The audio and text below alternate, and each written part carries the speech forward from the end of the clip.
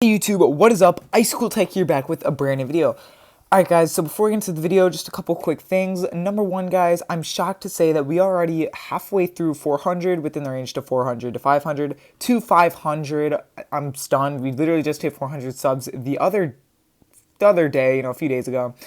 So guys, if you are new, definitely make sure to hit that subscribe button down below. It's really appreciated, and every subscriber truly does mean a ton to me, guys. So anyway, the next thing I wanted to mention is I'm trying something new today. Today is not just going to be iOS 13.3 review on one specific device at a time. Today we're actually doing it in general.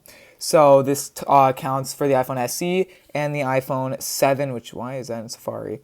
Anyway, guys, so these two devices have been running iOS 13.3 for a while now. My iPhone SE is actually on the charger, so I have very little room to move it. But the iPhone SE and 7, I've had them on iOS 13.3 for a while now, and I've definitely noticed performance improvements over iOS 13.2, specifically 13.2.3, because that's the version they were on before. But definitely noticeable animation speed improvements, less lag. There was this issue on the iPhone 7 where anytime you'd open up the phone really fast, and I don't know if this was just me, it would just start lagging, like the animations would be really buggy and everything, and I haven't seen that as much. It's happened a couple times. Throughout the beta, it didn't happen. Full release, it's happened very few times, and the lag was way less. So it hasn't been completely fixed, but it's definitely been fixed enough. Alright, so both phones have been incredibly smooth and fast on iOS 13.3, the beta and the full release. Definitely an improvement again over iOS 13.2.3. Now, when it comes to battery life, as you guys can see, my iPhone SE is actually at 1% right now. Battery life standby time has been pretty poor, specifically on my iPhone 7, not the iPhone SE. The iPhone SE has actually had phenomenal, probably the best of every iOS 13 version so far. When it comes to standby time, it's lasted more than over 2 nights off the charger, off low power mode, just there, so, and not shut down. So definitely an improvement over 13.2.3, which would have get me probably through one night and part of the day. And the iPhone 7 over here has been terrible with standby time. The battery drains overnight like crazy. I actually had to put it in low power mode multiple nights before I go to bed, just because the battery would just completely die overnight. So I don't know if that's just me. The max capacity on the iPhone 7 here is 99, and the SE actually is lower at 94, if I'll just show you guys here.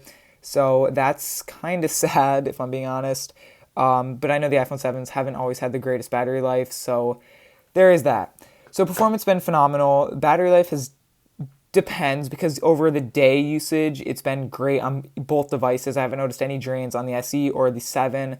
It's actually been better than the previous version, specifically 13.2.3, which I did notice a slight drain on my iPhone SE, not particularly the 7, but definitely the SE, and that seems to have been fixed.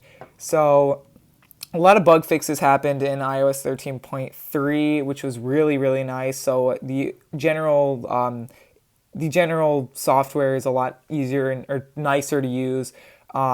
But to confirm here, I actually did just update right before I started recording this video, this iPhone 7 to iOS 13.3.1, so, but I'm still talking about 13.3. The iPhone SE, I haven't updated just yet. I'll be definitely doing that right after I upload the video. So anyway, guys, performance has been great. Battery life, standby time, not so much on the iPhone 7, phenomenal on the iPhone SE. Battery life in general, like over the usage of the day, been pretty good on both devices. And bugs, I actually haven't noticed really any bugs yet on either devices throughout the course of iOS 13.3 that I've been using. So that's saying a lot. Now, obviously, this version is jailbreakable with checkrain, which still requires a Mac. You can only do this on a Mac. Possibly a Hackintosh. I haven't actually tested that out myself, but I believe you can, because I've heard a lot of people say that. So if you are on iOS 13.2, wondering if you should update, if you guys are using an iPhone 6S SE through iPhone 10, then you can definitely go ahead and update, as long as your device is using the A9 through A8X in that case, through A10 or A11 Bionic chip. If you guys are using an iPhone 5S, latest version of iOS 12 is jailbreakable with checkrain. So those of you that are interested in the jailbreak, there you go. So overall, iOS 13.3 has really been good. I cannot wait to test out iOS 13.3.1 developer beta 1 on both these devices. So I've had some experience with 13.3.1 on the iPhone 7, so for the past maybe hour. So it's been pretty good so far, about the same. I haven't noticed any of that lag when opening up the phone at all, so we'll see how that comes along over the time. And the iPhone SE, I'm going to boot iOS 13.3.1 on it, and we'll have a full review coming out soon. So anyway, guys, see you guys in the next one. Peace out. And remember, if you did enjoy the video, definitely make sure to show me by hitting that subscribe button. The like button, but definitely if you are new, make sure to hit that subscribe button. It means a ton, guys. All right, see you in the next one. Peace out.